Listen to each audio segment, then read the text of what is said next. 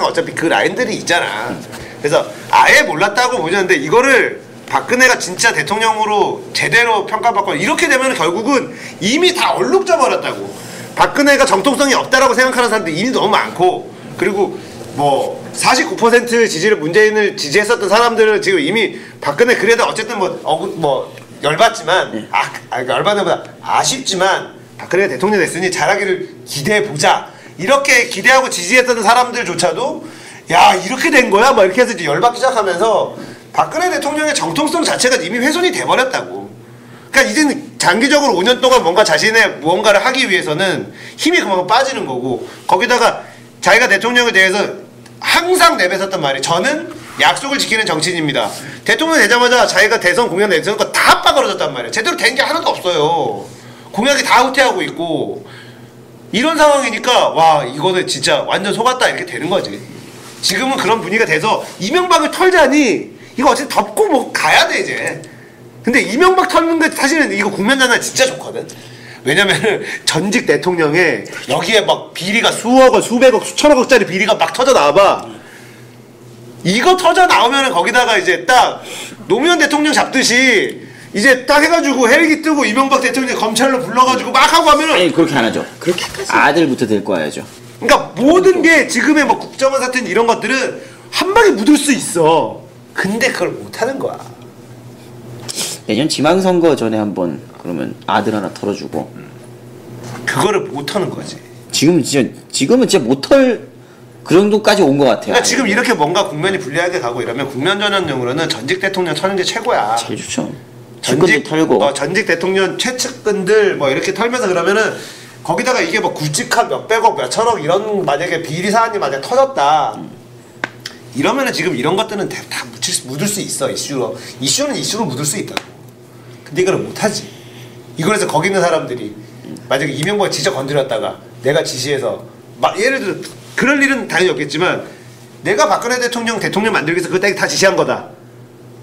같이 죽자 이래버리면 끝나는 거란 말이야. 거기서 만약에 연결고리라도 하나 나온다 이러면은 그렇지. 야 하긴 같이 죽자에서 박근혜가 이길 방법이 없네요. MB가 또 그런 거 잘하거든. 근데 MB는 같이 죽자고는 안 해. 왜냐면은 지금 돈이 너무 많잖아. 같이 죽으면 안 되겠다. 같이 죽으면 안 되는 사람이긴 해. 그러니까 테이스도 쳐야 돼. 나 끝까지 몰아붙이면 나 혼자 안 죽는다. 그렇지. 요거 하나 쥐고는 일단 시작하잖아요.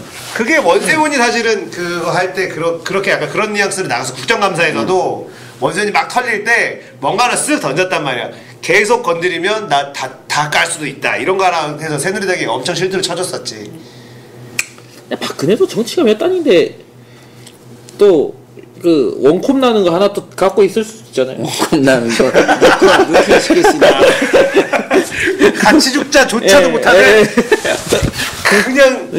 그냥 너 혼자 뒤져. 그냥 한 방에 형장의 이술로 사라지게 만들어 버리는 뭐 이런 거. 그런 거 하나 있을 수도 있잖아요. 뭐 또 모르죠 또. 서로 그 팽팽한 그런 게 있을지도 모르죠. 근데 박근혜가 저기에 나온 지 20년이 채 안 됐단 말이에요.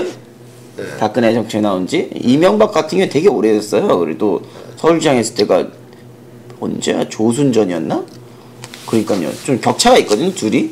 한 15년 정도 됐는데 저는 15년간의 행보를 보면은 별로 그렇게 전 누킹할 수 있는 능력이 없다라고 생각합니다. 그 지금도 사실 어떻게 보면 김기춘 비서실장이 모든 걸 내가 얘기했잖아. 처음에 박근혜 대통령이 되면 황간 정치가 될 것이다.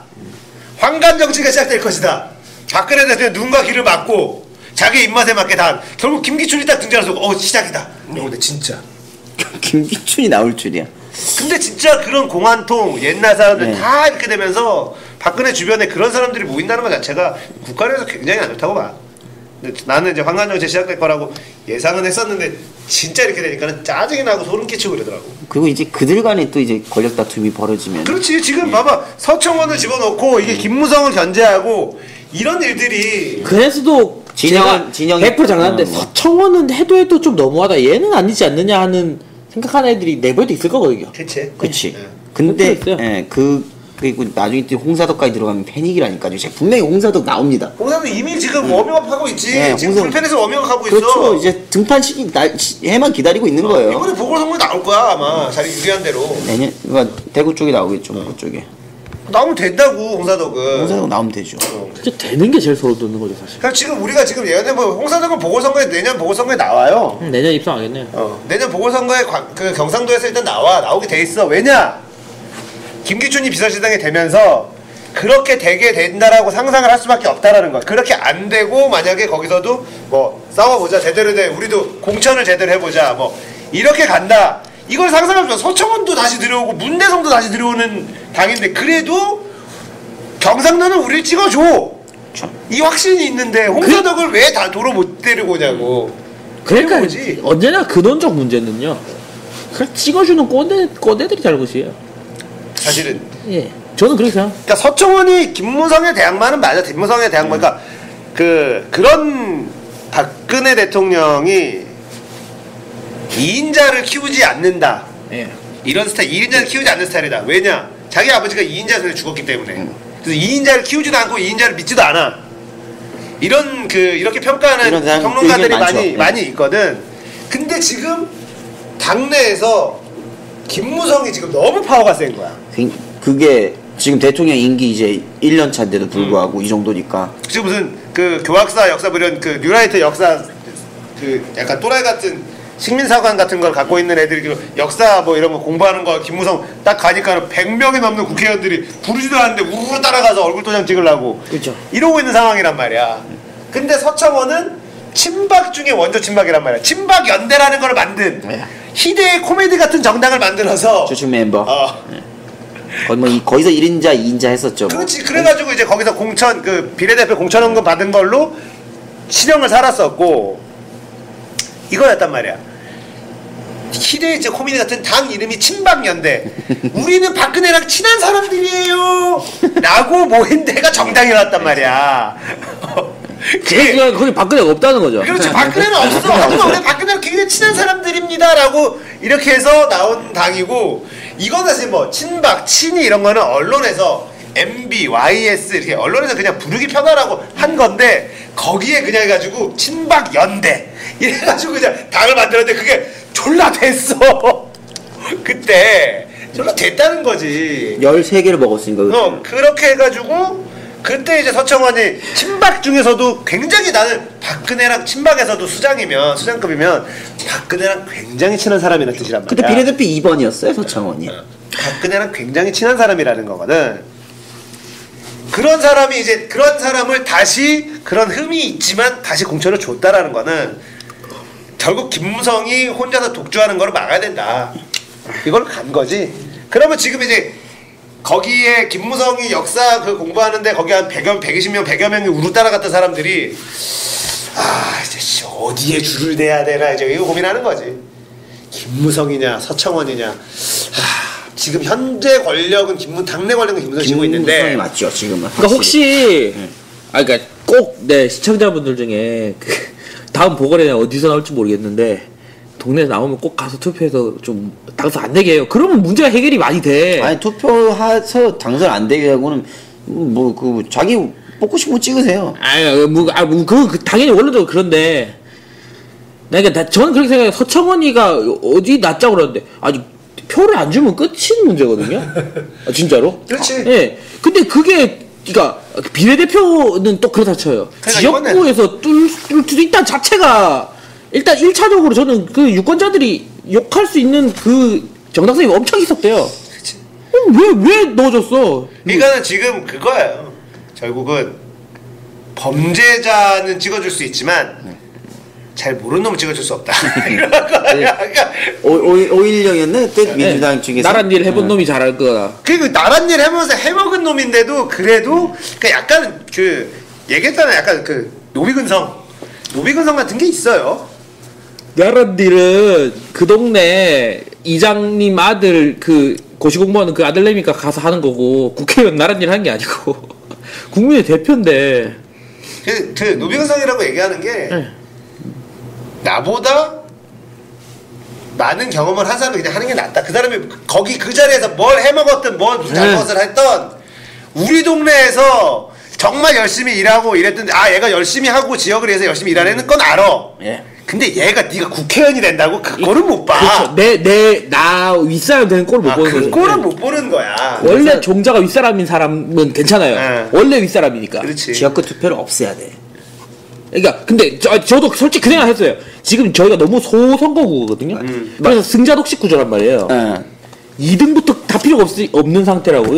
그때 MB 때 얘기 나왔을 게 결국엔 중선거. 네, 저도 중선거구를 저도 그런 얘기가 많았어요. 만약에 그렇게 됐다라면은 대구에서 김부겸이 당선이 될 수도 있었어요. 만약 그렇게 됐다면은 그때 MB 때 그걸 추진하려고 했었고 굉장히 심도 있는 논의가 왔었는데 결국에는 캔슬.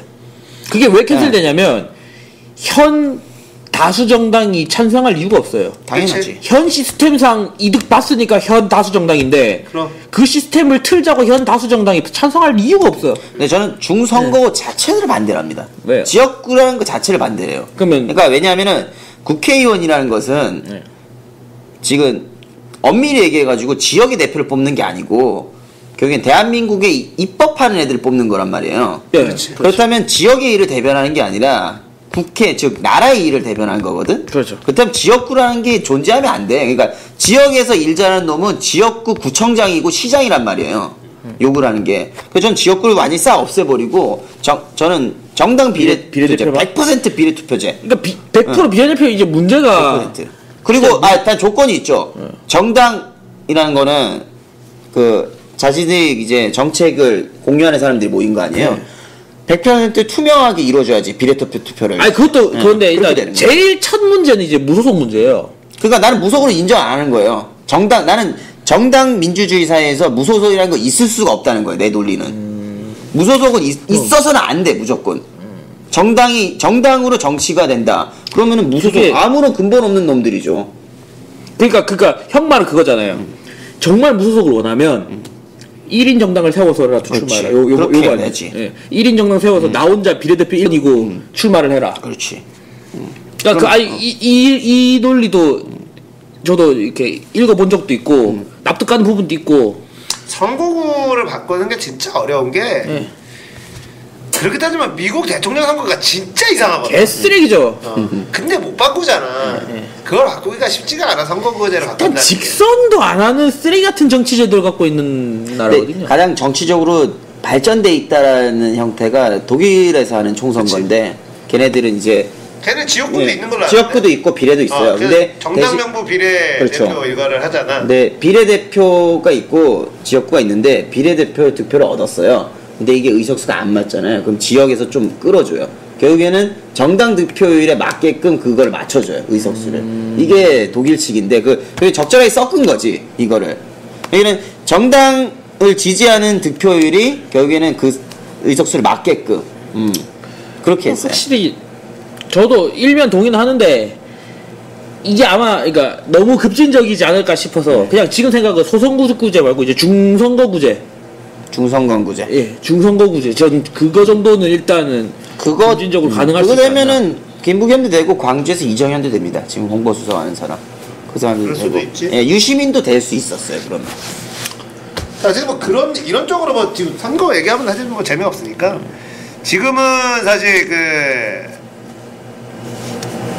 박근혜 대통령의 정통성이 너무 훼손되고 있는 상황에서 민주당이 지금 이제 장애투쟁을 한다. 이거에 대해서 어떻게 생각해? 장애투쟁 중심으로 가겠다. 박지원 나간다. 국회로 안 들어가겠다. 그거 아니에요. 저는 좋게 안 봅니다. 죽으나 사나 국회로 들어가라. 꼭 그건 아닌데 지금 무슨 벌써 장애? 지금 근데 그 뭐야 국회에 뭐 이슈가 있나? 뭐 지금 입법 관련해 가지고. 나는 더 세게 가야 된다고 생각하는데 민주주의를 훼손시킨 것만큼 사실은 더 크리티컬한 게 뭐가 있어? 박근혜가 그 한나라당 대표할 때 사학법 개정으로 다쳐나가 촛불 들고 난리쳤어. 그렇죠. 그래서 저는 그것도 오바라고 봅니다. 개인적으로. 근데 그래가지고 사학법이 결국은 누더기가 돼가지고 자기가 지킬 거 다 지켰단 말이야. 그거는 그러니까 당시 저기가 병신이었다고 보고요 또. 저는 그래요. 네. 다른 시 투자는 없을까요? 그러니까 지금은 가려면 세게 가야지. 이거보다 그럼 더 센 거 없을까요? 더 센 거? 네. 누드 시위. 그럼 괜찮아요. 김한길하고 네. 전병헌 의원하고 딱 대표들이 훈도시 하나만 딱 입고 네. 추위에서 딱 촛불 들고 우리는 모든 것을 벗을 각오가 돼 있다 이러는 거지. 이런 퍼포먼스. 그렇지. 예, 이게 후드시면 괜찮은데. 반스 파트만 딱 안 가리고 다 이렇게 입고. 미친 새끼. 그러니까 와, 할 거면 이제 강하게 하라는 거죠. 그러니까. 그러니까 지금까지 했던 것을 해서는 도저히 얘네들은 지금 신뢰가 없고 사람들한테 공감대를 못 얻어내고 있단 말이에요, 민주당이. 그렇다면은 더 획기적인 퍼포먼스로 나가야 된다는 거죠. 그러니까 지금은 어쨌든 자 검찰에서 맨 처음 얘기했는데 윤석열 수사팀장이 중징계를 받았다. 그리고 그 조 윗대가리는 조영건. 윗대가리는 징계 전혀 받지 않았다. 이러면서 야권에서 이제 검찰의 수사도 믿을 수 없다. 특검 가자. 이거 수용하지 않는다면 우리는 그냥 탁 뛰어 나갈 수밖에 없어요. 이거 지금 시나리오가 이렇게 돌아가고 있잖아. 그러니까 어쨌든 명명백백하게 밝혀내고 앞으로 이런 일이 벌어지지 않는다는 걸 받아야 되는데 확답을 좀 받아야 되는데 새누리당 입장에서는 일단 이석기 카드가 간첩이다라는 거를 이걸로 이제 계속 이제 무타기를 하면서 이 이슈랑 이렇게 희석시키려고 이 이슈를 꺼내고 이제 NLL 사초팩이 어쩌저쩌 해가지고 이제 나오고 검찰은 이미 그거를 그 형사처벌 어떤 거야? 그 원본을 해소시켰다. 그거를 하지 않고 수정본을 올렸다. 이거 가지고 이제 이미 그거를 처벌을 하려고 이제 수위 이렇게 들어갔다라는 뉴스가 나온단 말이야. 이걸로 이제 결국 이제 이런 것들을 다 희석을 시키겠다, 물을 타겠다라는 건데 물타기를 하려고 하는 건데 NLL 그 원본하고 그 수정본에 대해서 그 이런 여기 원본을 훼손하는 거가 법적으로 잘못된 거냐, 원본은 왜 그럼 올리지 않았느냐 쪽에서는 그거는 대통령 기록물에 대한 이해도 자체가 전혀 떨어지는 데서 오는 착각일 뿐이다. 이렇게 얘기를 하는 거예요. 그래서 원본은 이렇게 해서 대통령한테 보고를 했는데 그게 이제 다 녹음된 거 가지고 이제 작성을 하는 건데 대통령 보고 내가 말한 거는 이런 뉘앙스가 아니어서 이런 걸 고쳐라. 이제 문서로 남기는 거니까. 그래서 그러면 정확하게 이제 그게 녹음된 게 정확하지 않은 음질이 좀 안 좋은 상황이나 이런 것들이 있을 수도 있고 대통령의 그런 그 상황하고 본인이 얘기한 거니까 이렇게 고쳐서 이게 정확한 의견 전달이다. 이렇게 해서 한 거를 그럼 그러면은 이게 수정본이냐 이게 원본이냐? 그쪽에서는 이게 수정된 게 이게 원본인 거다. 그 원본이라는 그러면 대통령 기록물에 모든 낙서한 거 이런 것까지도 다 기록에 남겨야 된다는 얘기냐? 그런 건 아니지 않느냐? 이런 식으로 얘기를 하고 그래도 이거는 대통령이 말한 거니까 대통령 기록물이니까 원본도 이렇게 해야 된다. 이런 걸로 해가지고 이거를 처벌을 하겠다. 이쪽에서는 대통령 기록물에 대한 무리해다. 이렇게 얘기를 하고 있더라고. 그거는 법을 봐야 될 것 같은데 그거는 우리가 법적. 근데 저 대통령 기록물에 대한 법을 노무현이 만들었어. 그 법을요? 그러면 자기가 그렇게 했다면 일단 이건 법적인 부분이라 가지고요. 근데 실제적으로 원래 기록을 남길 때는 대통령이 막 이렇게 얘기를 하고 역사를 봤을 때는 노무현이 수정을 하면 안 되는 거죠. 근데 그건 왕조실록이잖아. 네, 그 왕조실록일 땐 그렇잖아요. 그렇다면은 객관적인 자료로서 노무현의 개인적인 뭔가 들어가잖아요. 자기 유리한 방향으로 남기고 싶어서. 그렇다면은 자기가 나 이렇게 수정해라는 것보다는 그 전에 이렇게 더 신뢰가 있지 않은 게 제 생각입니다. 그거는 신뢰성이 더 있다고 생각한 게. 근데 만약에 법이 대통령 기록물 가는 거니까 내가 남기고 싶어서 그렇게 했다는 게 그게 원본으로 인정된다 그러면은 그게 맞는 거고요. 근데 그런 것들이 있거든. 녹음한 음성을 가지고 문서로 했을 때 예를 들면 그거가 녹음 상태가 아주 좋지 않았다면 이렇게 만들어 놓고 이런 부분들에 대해서는 그런 것들이 있거든. 이런 잘 안 들림 이렇게 해가지고 해놔. 그런 부분 가지고 이제 얘기를 해가지고 자기가 들리는 걸로 이제 유추해가지고 적어놓은 거 가지고 이제 물어보고 이 부분을 내가 이렇게 얘기한 거다. 이런 부분들이 있었단 말이야. 그러니까 녹취한 거 가지고 이제 문서로 정리를 하다가 이런 거를 그러면 뭐라고 해야 되나? 이걸 수정했다고 봐야 되냐? 수정 보완을 했다고 봐야 되느냐? 진짜 애매하네 그거는. 그러니까 이게 서로의 입장은 그런 거 같아. 지금 보니까. 그게 아마 정확하게 모르겠는데 대통령 기록물을 대통령의 일지로 보느냐 말 그대로 이제 사료로 보느냐 요 차이일 것 같아요. 대통령의 대통령 기록물 이꼴 대통령의 기록물이라면 본인이 수정할 수도 있는 거죠. 그 당시에 쓰면서. 어차피 처음부터 이거 내가 쓰는 기록물이니 예. 내 일기다 일종의.